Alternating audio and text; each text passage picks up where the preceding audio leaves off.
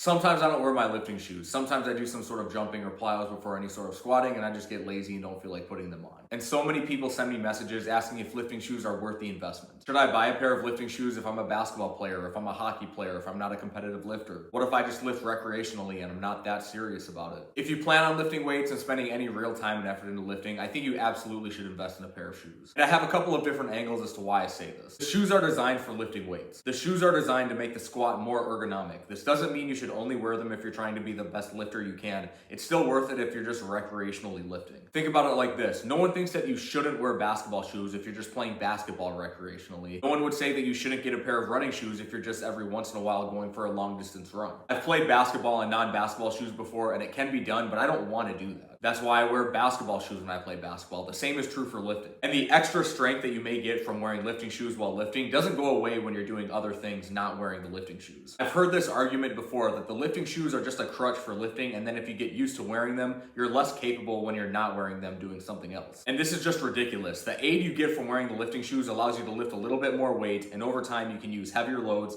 and load the muscles more effectively because the squat pattern is better, the depth is better, and now you've trained your general ability to produce more force.